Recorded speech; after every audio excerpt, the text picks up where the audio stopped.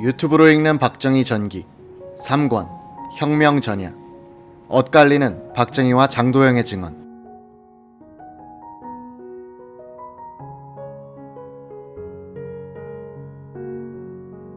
(1961년) 봄 강원도 화천 북방 사창리에 있던 15사단장 유양수 소장은 어느 날 아침에 일어났다가 깜짝 놀랐다. 사단 작전 지역 내 산기슭 여기저기에서 연기가 피어오르고 있었다. 헌병 부장을 시켜서 알아보게 했다. 민주당 정권과 결탁한 업자가 도청으로부터 벌목 허가를 받아 수출 굽고 있습니다. 이런 보고를 받은 유 소장은 세상의 작전 지역 안에서 무슨 짓이냐 라고 호통을 치고는 업자들을 쫓아내버렸다. 부대 매점의 납품 가격을 조사해 보았더니 시중의 시세보다 비쌌다. 불쌍한 군인들을 상대로 이런 폭리를 취하는 납품업자가 누군지 알아보았더니 양조장 업자 출신 민주당 국회의원이었다. 유양수 소장은 납품 가격을 내리지 않으려면 철수하라고 했다. 민주당 의원이 말을 듣지 않자 납품을 금지시켰다. 주미 한국대사관에서 무관으로 3년간 근무하고 돌아와서 사단장이 되었던 유양수 소장은 군내에선 온건하고 합리적인 사람으로 정평이 나 있었다. 그도 민주화가 몰고 온 자유라는 것이 부패의 자유이자 자유의 부패가 아닌가 하는 회의가 들었다고 한다. 정치적이지 않은 일선 사단장들조차도 사석에서 모이면 이런 정권을 뒤엎어야 해 라고 울분을 터뜨리고 있었다는 것이다. 4월 중순 유양수 소장은 장도영 참모총장에 의하여 6본 작전참모부 차장 및 전쟁계획 통제관으로 발탁돼 서울로 갔다. 당시 미 8군은 우리 육군에 대해서 전쟁계획을 만들도록 강력하게 요구하여 유 소장이 그 책임자로 뽑힌 것이다. 그는 육군회관 앞마당에 천막을 쳐놓고 작업을 하던 중 5.16을 맞아 다른 일을 맡게 된다. 당시 육본의 부관감은 유양수와 동기인 방희 장군이었다. 부관감은 영관끝까지의 육군 인사를 관장하는 요직이었다. 방희 장군은 박정희가 육사 중대장일 때 생도로서 교육을 받았다. 그는 박정희에 대한 강렬한 기억을 한 토막 갖고 있었다. 1949년 박정희가 군복을 벗고 육본 정보국에서 민간신문으로 일하고 있을 때였다. 방희 대위는 동기 김홍식과 함께 수표동의 방 2개짜리 요리집에서 술을 마시고 있었다. 옆방에서는 박정희가 만군 시절 친구인 이주일, 윤태일과 함께 술을 마시고 있다가 방희 쪽으로 옮겨 합석했다. 한참 술을 마시고 있는데 순찰 중이던 용산 헌병대장이 들어왔다. 헌병대장은 박정희와는 평소 무슨 유감이 있었던지 기분 나쁜 이야기만을 털어놓았다. 묵묵부답하던 박정희는 꿀이 담긴 접시를 말없이 손으로 받쳐들더니 헌병대장의 얼굴을 향해서 던졌다. 헌병대장의 얼굴에선 꿀물이 줄줄 흘러내리고 접시는 산산조각이 났다. 낭패를 당한 헌병소령은 권총을 뽑아 장전했다. 죽여버리겠다고 소리치면서 박정희를 향해 조준했다. 박정희는 태연자약의 묵묵부답 그대로였다. 방위대위가 상을 넘어가서 권총을 빼앗고 운전병을 불러 헌병대장을 태워보냈다. 그래도 박정희는 말없이 술만 마시고 있었다. 방희 장군은 최근 노병의 추억이라는 책에서 이렇게 썼다. 만약 그때 그 헌병소령이 취중에 방아쇠를 당겼더라면 역사는 달라졌을 것이다. 궁정동에서의 최후 때도 같은 광경이 재현되었을 것이라고 확신하기에 무엇인지 운명적인 종생의 길이 아닌가 느끼게 된다.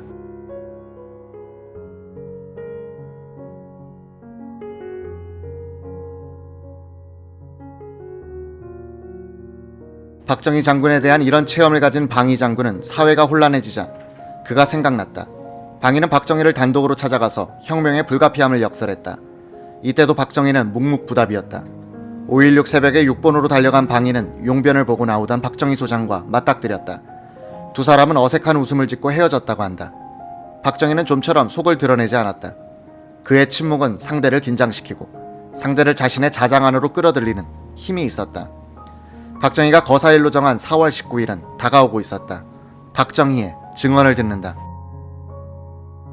4월 10일경이라고 생각되는데 그때는 상당히 계획이 진전된 때인데 우리가 논의하여 기록해놓은 혁명위원회의 구성, 정부기구의 개편, 임시헌법 등을 녹취기재한 서류를 장도영 장군에게 보이며 4.19가 무사히 넘어가겠느냐, 무슨 일이 있지 않겠느냐 등의 이야기를 한 끝에 그 서류를 장 장군에게 교부하고 돌아왔다. 그런데도 장 장군이 군사혁명이 있으리라는 것을 전혀 알지 못했다는 것은 말이 안 되는 말이다. 이상의 진술은 5.16 거사 뒤에 장도영과 그 측근들이 반혁명 재판을 받고 있을 때 박정희가 증인 자격으로 한 내용이다. 신동화 1984년 8월호에 실린 장도영의 회고는 다르다. 4.19 혁명 1주년을 4, 5일 앞둔 일요일 아침, 내가 총장 공관에서 정장으로 단장하고 육군 본부 교회에 나가려고 현관에 나서자 박정희 장군이 불쑥 나타났다. 그는 이군 상황과 4.19 혁명 1주년 기념일에 대비할 계획에 대해 보고할 일이 있어서 잠깐 들렀습니다. 시간을 좀 내주십시오 라고 하는 것이었다. 나는 당신 보다시피 지금 예배당으로 가는데 시간이 다 됐다고 하였더니 시간은 얼마 걸리지 않습니다. 속히 간략하게 말씀드리겠습니다 하므로 할 수 없이 현관에서 다시 응접실로 돌아와 둘이 마주 앉았다. 당시 육군은 이미 3월에 서울지구 주둔부대와 일선 제5사단의 출동을 포함한 폭동 진압과 질서 유지를 위한 비둘기 작전 계획의 지휘부 연습을 끝내고 이번에 무슨 시위 난동이 있어서 계엄이 선포되면 계엄 업무를 한번 본격적으로 철저히 수행할 준비를 갖추고 있었다. 박정희는 4.19에는 무엇이 꼭 일어날 것이라면서 지금 군사령관도 부재 중이고 해서 제가 대략 계엄 시행 계획을 작성하여 놓았습니다 하며 접은 원고지 몇 장을 내놓았다.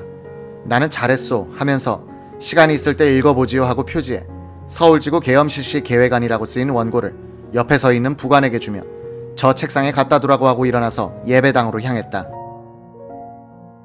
그날 저녁 책상에 있는 그 계획서를 잠깐 들여다보니 계엄이 선포되면 그 해당 지역에 군정을 실시하게 되는 것이며 전국 또는 서울 지역의 계엄일 경우에는 현행 헌법에 의해서 육군 참모총장이 계엄사령관이 되며 계엄 업무를 육군의 일상 업무와 분리하기 위해서 별도로 계엄사령부를 설치하고 별개의 참모진으로 그 업무를 수행케 한다는 내용 등이 포함되어 있었다. 부대 배치 약도가 첨부되어 있었다. 아무 특이한 것도 없었고 또 그 내용이 이미 비둘기 작전 계획에 포함되어 있는 것이어서 박 장군 자신이 제6관구 사령관과 긴밀한 연락을 해야 할 따름이라고 생각했다.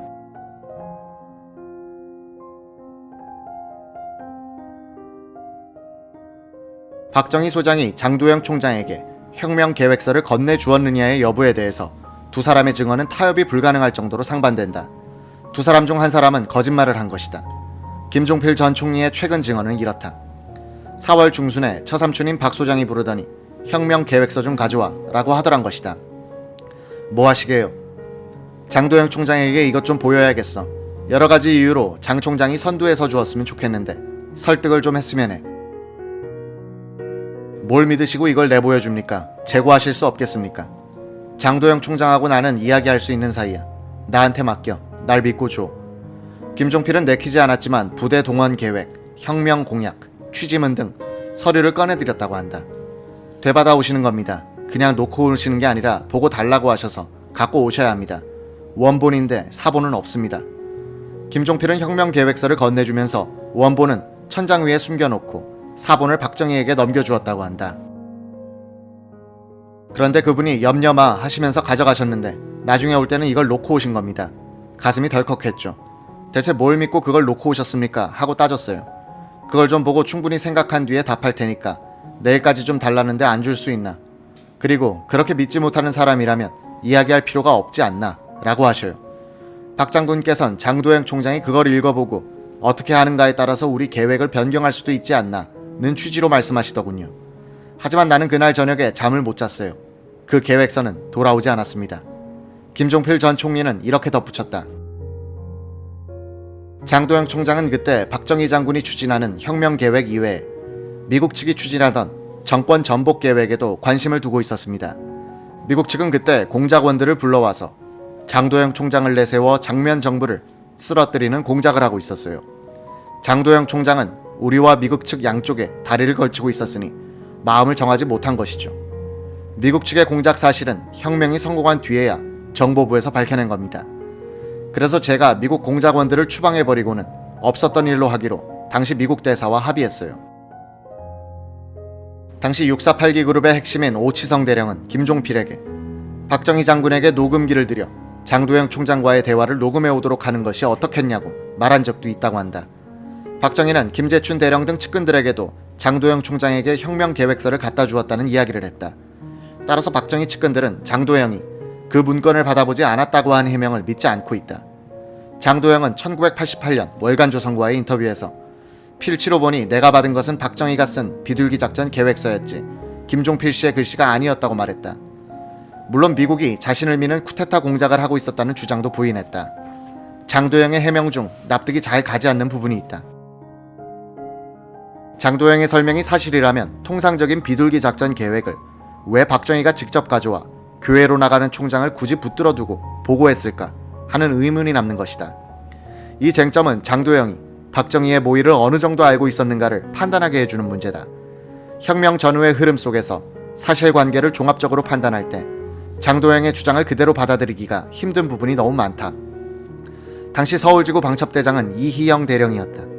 그는 이군사령부 방첩대장으로 있을 때 박정희로부터 버마식 쿠데타를 하자는 제의를 받은 적도 있었으니 서울로 올라온 뒤에는 박정희 소장을 더욱 예의주시하고 있었다. 그는 군내의 족청계 장교들도 쿠데타를 모의하고 있다는 첩보, 족청계로 지목된 박병권 소장과 박정희가 비밀 회동했다는 첩보도 들어와 이를 확인한다고 바빴다. 이희영은 4월 중순부터는 박정희 소장과 김종필을 중심으로 한 쿠데타 계획에 대한 확실한 정보를 수집하여 이철이 방첩부대장에게 보고했다고 말했다. 장면 총리와 친한 한창우 경향신문 사장이 선물한 독일제 녹음기로 648기 장교들의 모의를 녹음한 적도 있다고 했다.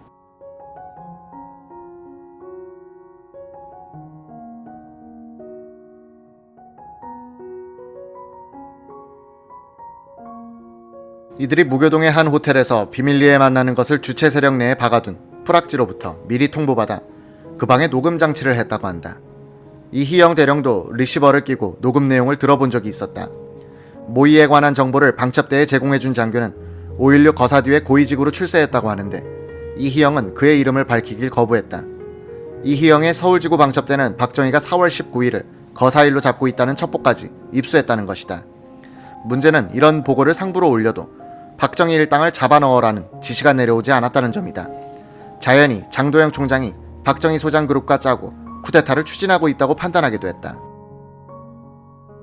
총장이 비호하고 박정희 소장이 지휘하는 쿠데타 모의라는 정보로 해서 방첩대는 과감한 수사를 할 수 없었고 혁명 주체 장교들은 안심하고 모의에 참여했다. 정보를 활용할 줄 아는 박정희는 이때 장태화를 통해서 장면 정부 측에 대한 정보 공작을 하고 있었다. 장태화는 1949년에 박정희와 함께 육본 정보국 이용문 국장 아래서 문관으로 근무한 적이 있었다. 장태화의 형은 박정희와는 대구사범 동기였다. 장태화는 정치정보 수집이 전문이었고 정계에 발이 넓었으며 뛰어난 시국 감각을 갖고 있었다. 1952년 부산 정치 파동 때는 이용문 박정희가 이종찬 당시 육군 참모총장을 업고서 추진하던 이승만 정권 전복 계획에도 깊숙이 관여했다. 박정희는 5.16 혁명을 준비하면서 장태화로부터 시국 관련 정보를 정기적으로 보고받고 있었다. 비공개 혁명 실기에 따르면 1961년 3월 박정희는 장태화에게 두 가지 임무를 부여했다고 한다. 이쪽의 활동이 정보기관에 노출되지 않도록 역정보를 흘리는 일과 정보기관이 어느 정도로 이쪽 사정을 파악하고 있는가를 알아서 보고해달라는 것이었다. 장태화는 평소 친하게 지내던 치안국 특정과 정보분실장 최난수를 만나 족청계 쿠데타설을 흘렸다. 장면 총리와 가까운 신부와 국회의원을 만나서도 같은 역정보를 띄웠다. 당시 장면 총리, 경찰, 군 정보기관에 들어간 족청계 쿠데타 첩보는 많았지만 실체가 없는 과장된 것이었다. 역정보로 띄운 족청계 쿠데타설로 박정희 측에 대한 당국의 정보 수집 활동 노력은 분산됐다.